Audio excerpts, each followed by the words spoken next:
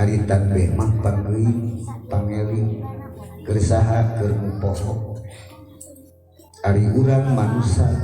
ari manusia teh geus diklaim mahallul khoto wanisya tempat poho tempat salah manusia nu bener lain nu teu poho manusia nu bener lain nu teu salah manusia nu bener lain nu teu salah dan manusia mah tempatna salah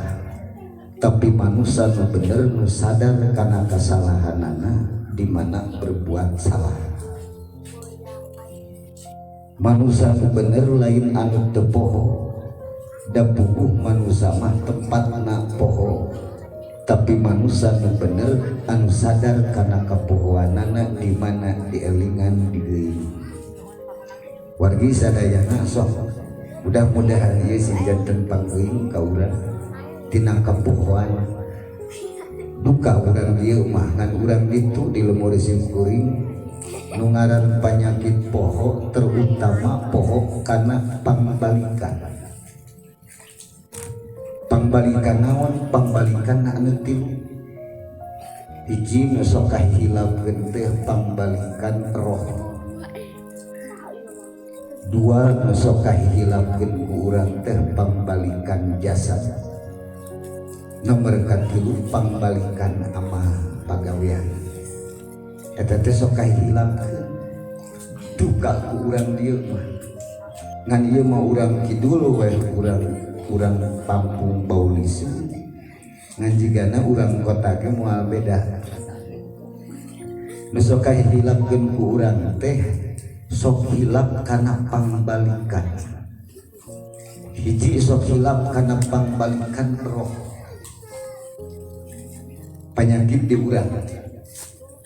kamana pangbalikan roh walranana inna lillahi wa inna ilaihi raji'un begitu roh diumarakeun ka dunya ditiupkeun kana beuteung mah ngahiji jeung jasad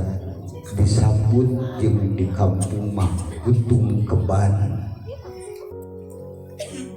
bersatu jeung jasad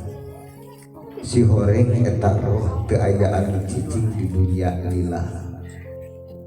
sadayana barali datangna nuntut balikna ge naruntut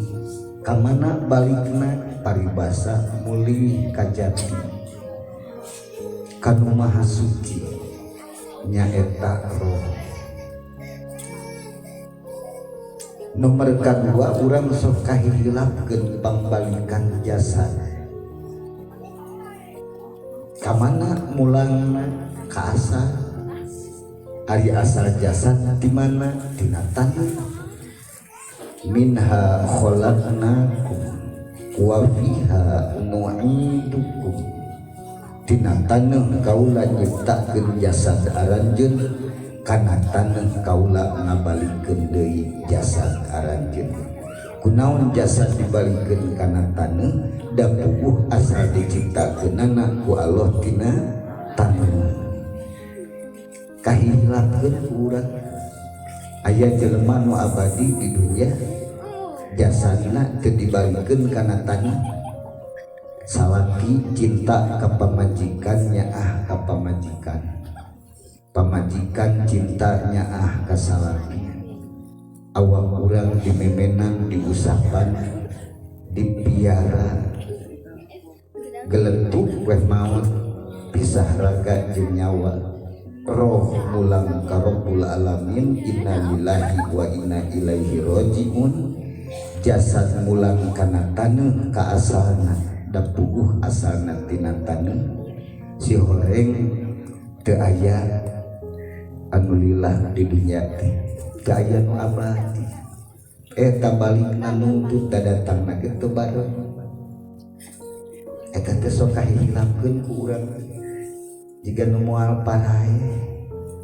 jika nu moal barali jasad bakal balik roh bakal balik sok hilap kana panguihan